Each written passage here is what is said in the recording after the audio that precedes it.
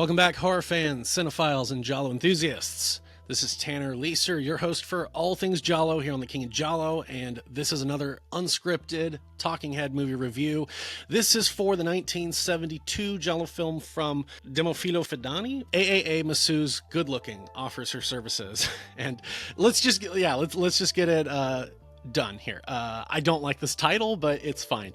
I appreciate what the title is in terms of it is the newspaper ad that the character is taking out to offer her services. So that's cool, but oh my gosh, this just does not roll off the tongue. And it's funny because there's no like alternative titles for the movie. It's just that.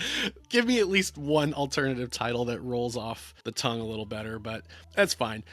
So yeah, I will keep this one very brief. I don't have a whole lot to say for this movie. In short, the IMDb plot synopsis is: young Cristina runs away from home to satisfy her desire for independence and money, much to her father's disappointment. She becomes a call girl, but soon after meeting a pimp called Oskar, some of her new clients meet an untimely demise. In one word, I would say this Giallo is serviceable. I would also say it's good. It's kind of... It sort of comes off as like very mid-tier Giallo. I wouldn't say this is great. I wouldn't say it's bad. It's very competent. It's just not, I wouldn't put this in the top 50 Giallo films ever made type of deal. I mean, possibly the top 100, I guess. But yeah, so the plot is actually very good. The pacing is good, although the element where the police get more involved and start actually questioning some of the principal characters doesn't come in until the third act, which is odd. So in terms of the pacing being good, but then some things in the plot kind of happen a little later than expected, that's fine. The plot is very straightforward. It's also very believable. There's not really any wild jumps. It's funny because I would kind of compare this to the French sex murders, but they're similar in some ways, but also very different. That movie is just like off the rails a little bit. This one is way more grounded. And yeah, so the one thing I will say the movie also really does have going for it is the main character, Cristina, played by Paola Senatore, is one of the more competent women in Giallo. She recently becomes an adult. She wants to move out of her parents' place. Her mother is very passive. Her father is like works all day, like doesn't take any days off. He's very strict, and so she wants to go on her own and start making her own living. So she moves in with her friend Paola, and she puts an ad out in the newspaper as a masseuse, which is obvious to most people as she's a call girl. She's she's a escort, and that's how it goes. And then the father finds out later that she's moved out, and he's very unhappy about this because in his eyes he's been taking care of her and building something for her for the past almost 20 years. And he makes a point to say that while he walks to work, he provided his daughter with a car. He's given her all of these wonderful vacations over the years. And so for him, it's like a stab in the back. And along the way with her friend, Paola, she meets Paola's boyfriend, I guess he is, but he's a creep. And when he finds out that Cristina is an escort, he treats it very much as like, oh, since you're a sex worker, then like we should be hooking up. And Cristina has some morals and is like, no, you're my friend's boyfriend. Like, what the hell is wrong with you? And also along the way, she meets a pimp played by Howard Ross, who tells her like, hey, look, here's the deal. There's 500 businessmen that come into Rome every day that are looking to do business, and occasionally they have to wait a few days before, that their plans can go through. And so they're stuck here in Rome, a few nights lonely. I can help hook you up with these clients who will pay way more than the average person who might see your advert in the newspaper. And she agrees to work with him because he's offering her, high paying clients, and the deal is 50-50. Whatever you make, we'll split it. And then also on top of that, she's got a boyfriend. So poor guy. So yeah, it's very straightforward. It's, like I said, the plot moves along at a good pace. The police that are investigating these murders, oh yeah, she'll see a client, and then it's always like immediately after she leaves. Like, it seems to be like an hour or so after she's left.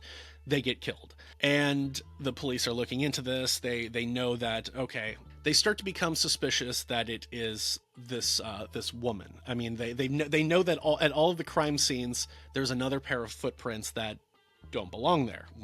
Well, it must be this random woman who's been showing up. And I would say that the only thing about the police plot is that it does take them a long time before they kind of start catching up.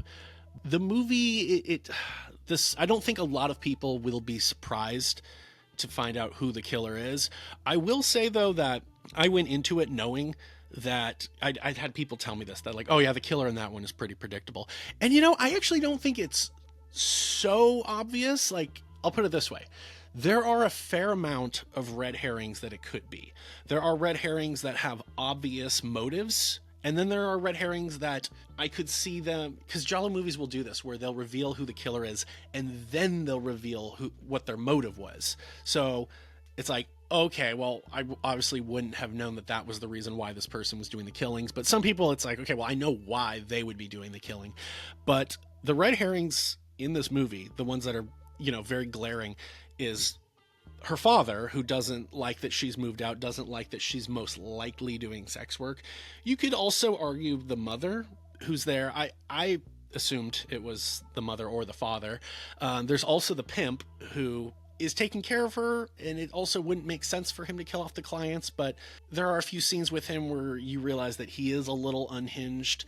And then her boyfriend, potentially, because she's very obviously like cucking him, and she's not shy about it. She's reveals that she's been sleeping with other people. He's admits that he's only been sleeping with her, and like, I think she's the only woman he's ever been with, and so could be him. And then also Paola's boyfriend, who kind of seems obsessed with Cristina, like he's made it his mission that he is going to hook up with her. And so some of them are a little bit more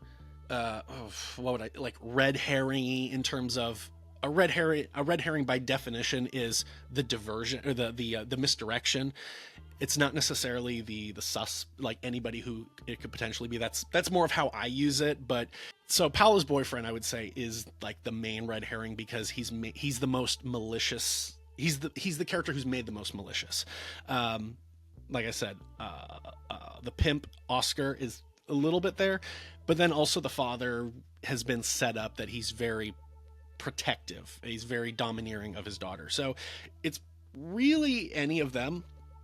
And then there is an interesting bit like halfway through the movie where in all of the murder scenes, we've seen the killer wearing these yellow gardening gloves.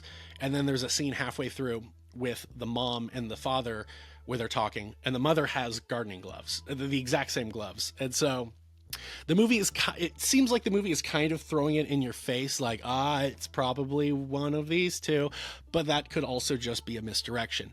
But it's worth noting. So I won't spoil who the killer is in this movie. You can check it out. I will give my thoughts on that when I do the Jolly Tally in terms of any spoilers. But yeah, the movie is good. It's definitely better than what I thought it would be.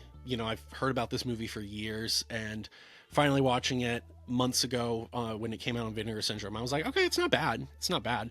Yeah, it's certainly like very mid-tier, maybe a little even above mid-tier, but I wouldn't classify this as like a B. I could see some people calling it a B. I would maybe say it's a C. It's not, like I said, it's not bad. It's certainly one of the ones I classify as not really my speed. The sexploitation is like, it's there, but it's not as heightened as it is in some other Giallo films. The violence is really like minimal. It's the really cheap kind of whoosh, and then it's like whatever. It's the razor is clearly just like a prop that squirts fake blood on their throats. So I will say this, in terms of comparing this to French Sex Murders did have better violence. It probably also had this probably had better nudity and sex in it. There is an interesting scene where there's two different couples having sex simultaneously in different areas, and it's cutting back and forth to them. That's an interesting bit. There are some good transitions. There's a good transition where someone gets killed and the killer takes like a light, and then like it moves right up to the lens covers everything and then it transitions. There's another good transition where the killer passes in front of the frame, and then when they move out of the frame, the person is dead. And it's both like, that's cheap, but also it's like, okay, that was kind of cool. So works on two levels there. What else will I say about this movie? The music is fine. It's giallo music, but it's pretty boring. Who did the music? Gori? Yeah, Lalo Gori, Gorielano Gori. He also did the music for Death Falls Lightly, and he either took the exact same theme from that and reused it in this, or he created a song that sounds nearly identical. So, I mean, in Death Falls Lightly, I actually like that song. In this movie, it's funny because I'd watched these two movies within months of each other, and immediately I was like, that sounds like the music from Death Falls Lightly, which is a weird giallo to notice something in music from. It's such a deep pull, and I caught it. And I was like, pretty sure this is the same composer, and I looked it up and I'm like, yeah, it is. Okay, that's what I thought. It literally sounds like I said, it's either the exact same song or it's pretty damn close. The cast, like I said, Paola Senatore, really good as Cristina. I could see other giallo actresses taking that part, but she really nails it. Yeah, the cast is fairly good.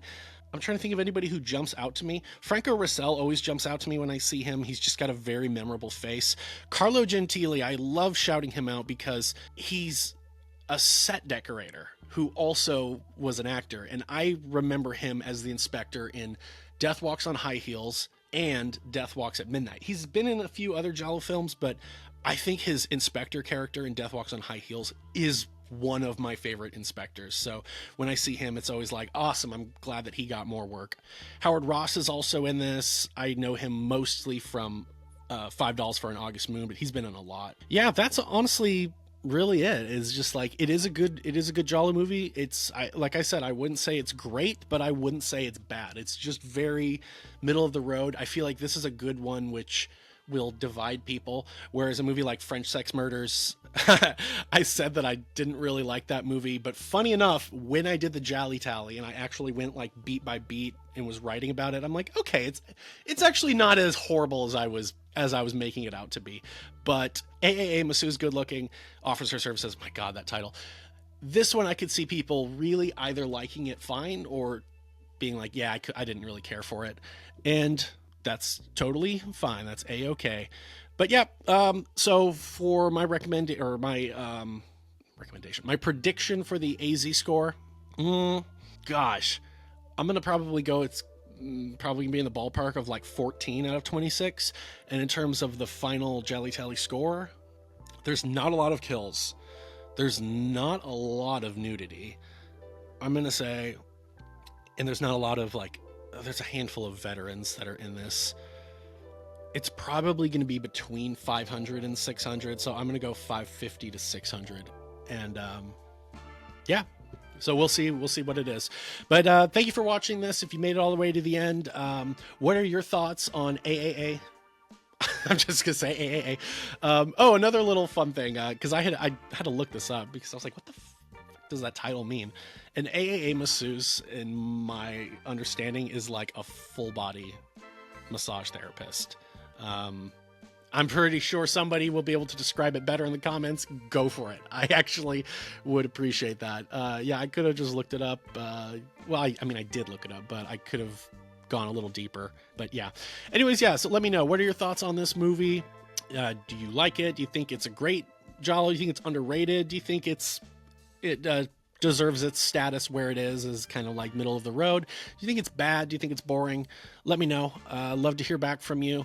And other than that, I think that's all I've got. This is Tanner Leeser for TheKingInGiallo, and if nothing else, I'll see you next time. Thanks for watching.